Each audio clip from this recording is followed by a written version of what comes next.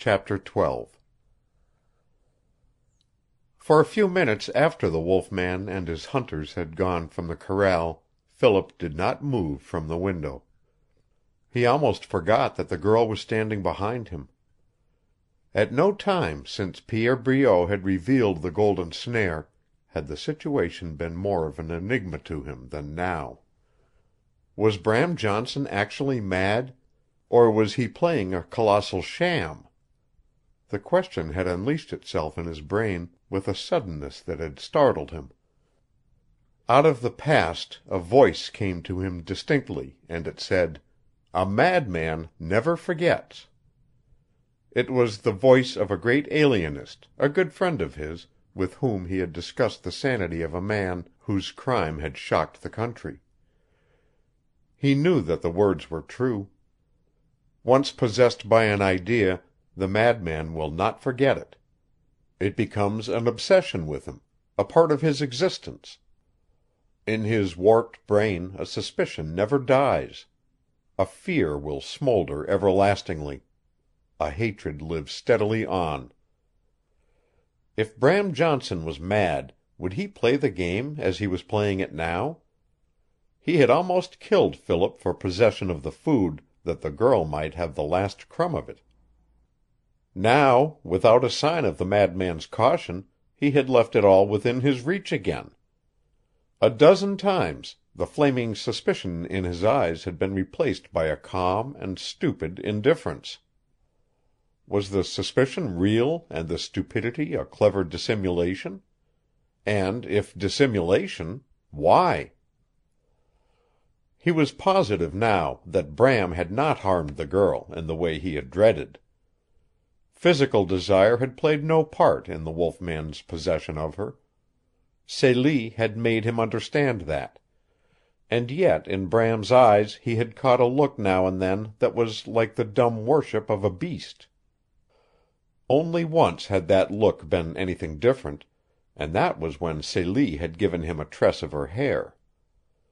Even the suspicion roused in him then was gone now, for if passion and desire were smoldering in the wolf man's breast, he would not have brought a possible rival to the cabin, nor would he have left them alone together. His mind worked swiftly as he stared unseeing out into the corral. He would no longer play the part of a pawn. Thus far Bram had held the whip hand. Now he would take it from him, no matter what mysterious protestation the girl might make. The wolf man had given him a dozen opportunities to deliver the blow that would make him a prisoner. He would not miss the next. He faced Celie with the gleam of his determination in his eyes. She had been watching him intently, and he believed that she had guessed a part of his thoughts. His first business was to take advantage of Bram's absence to search the cabin. He tried to make Celie understand what his intentions were as he began. "You may have done this yourself," he told her. "No doubt you have. There probably isn't a corner you haven't looked into. But I have a hunch I may find something you missed, something interesting."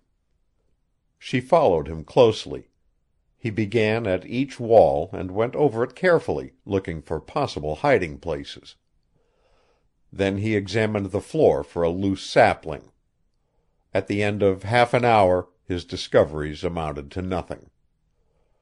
He gave an exclamation of satisfaction when under an old blanket in a dusty corner he found a Colt Army revolver.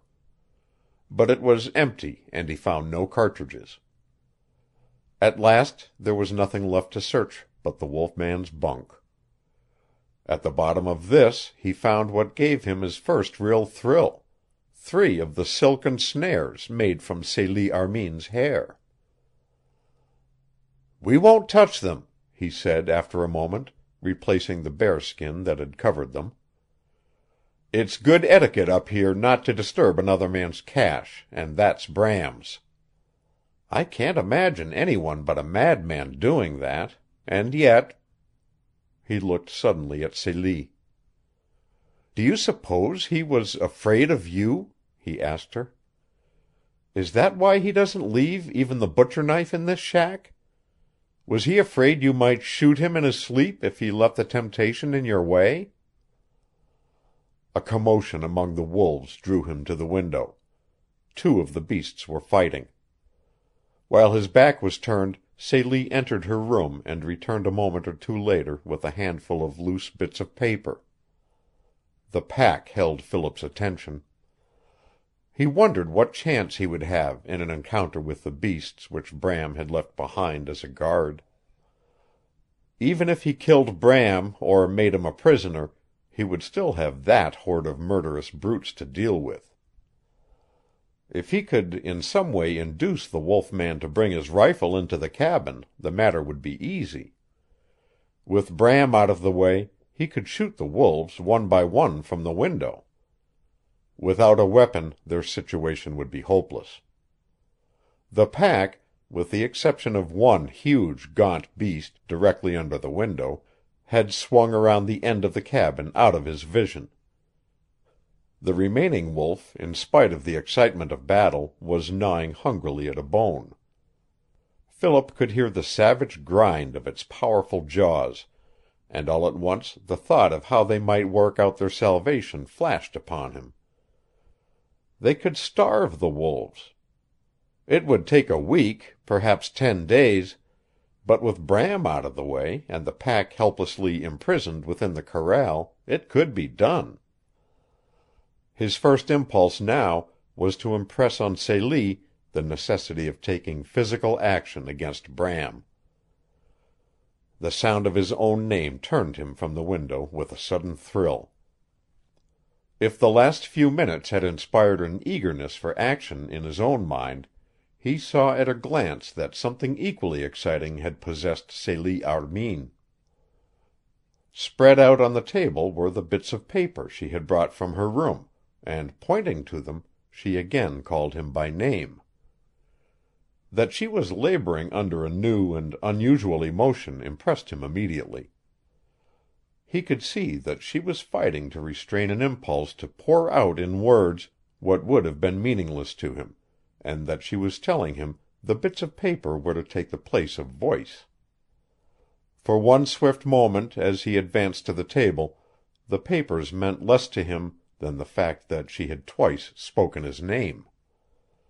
Her soft lips seemed to whisper it again as she pointed, and the look in her eyes and the poise of her body recalled to him vividly the picture of her as he had first seen her in the cabin. He looked at the bits of paper. There were 15 or 20 pieces, and on each was sketched a picture. He heard a low catch in Celie's breath as she bent over them, and his own pulse quickened. A glance was sufficient to show him that with the pictures Celie was trying to tell him what he wanted to know. They told her own story, who she was, why she was at Bram Johnson's cabin, and how she had come. This, at least, was the first thought that impressed him. He observed then that the bits of paper were soiled and worn, as though they had been handled a great deal. He made no effort to restrain the exclamation that followed this discovery. "You drew these pictures for Bram," he, scanning them more carefully. "That settles one thing. Bram doesn't know much more about you than I do. Ships, and dogs, and men, and fighting, a lot of fighting, and—" His eyes stopped at one of the pictures, and his heart gave a sudden, excited thump. He picked up the bit of paper which had evidently been part of a small sack. Slowly he turned to the girl and met her eyes. She was trembling in her eagerness for him to understand. "That is you," he said, tapping the central figure in the sketch, and nodding at her. "You, with your hair down, and fighting a bunch of men who look as though they were about to beat your brains out with clubs. Now, what in God's name does it mean? And here's a ship up in the corner. That evidently came first. You landed from that ship, didn't you? From the ship, the ship, the ship!" "Skunnert!"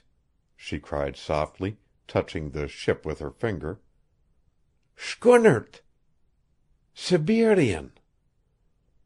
"Schooner, Siberia," translated Philip. "It sounds mightily like that, Celie. Look here." He opened his pocket atlas again at the map of the world. "Where did you start from, and where did you come ashore? If we can get at the beginning of this thing."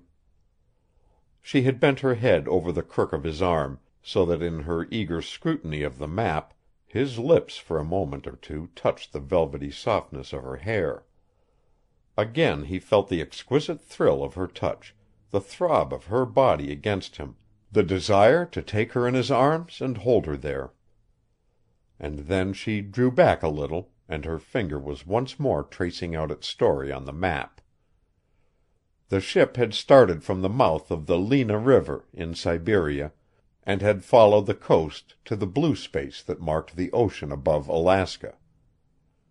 And there the little finger paused, and with a hopeless gesture Celie intimated that was all she knew. From somewhere out of that blue patch the ship had touched the American shore. One after another she took up from the table the pieces of paper that carried on the picture story from that point. It was, of course, a broken and disjointed story, but as it progressed every drop of blood in Philip's body was stirred by the thrill and mystery of it.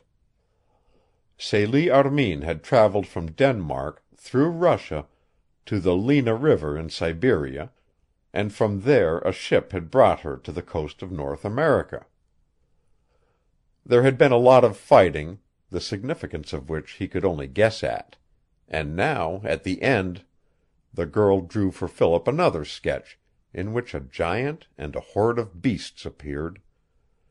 It was a picture of Bram and his wolves, and at last Philip understood why she did not want him to harm the wolf man. Bram had saved her from the fate which the pictures only partly portrayed for him. He had brought her far south to his hidden stronghold, and for some reason, which the pictures failed to disclose, was keeping her a prisoner there. Beyond these things, Celie Armin was still a mystery. Why had she gone to Siberia? What had brought her to the barren Arctic coast of America? Who were the mysterious enemies from whom Bram the madman had saved her? And who? He looked again at one of the pictures which he had partly crumpled in his hand. On it were sketched two people. One was the figure with her hair streaming down, Celie herself. The other was a man. The girl had pictured herself close in the embrace of this man's arms. Her own arms encircled the man's neck. From the picture Philip had looked at Celie, and the look he had seen in her eyes and face filled his heart with a leaden chill. It was more than hope that had flared up in his breast since he had entered Bram Johnson's cabin, and now that hope went suddenly out, and with its extinguishment he was oppressed by a deep and gloomy foreboding. He went slowly to the window and looked out. The next moment Celie was startled by the sudden sharp cry that burst from his lips. Swiftly she ran to his side. He had dropped the paper. His hands were gripping the edge of the sill, and he was staring like one who could not believe his own eyes. "Good God! Look! Look at that!" They had heard no sound outside the cabin during the last few minutes. Yet under their eyes, stretched out in the soiled and trampled snow, lay the wolf that a short time before had been gnawing a bone. The animal was stark dead. Not a muscle of its body moved. Its lips were drawn back, its jaws agape, and under the head was a growing smear of blood. It was not these things, not the fact but the instrument of death, that held Philip's eyes. The huge wolf had been completely transfixed by a spear.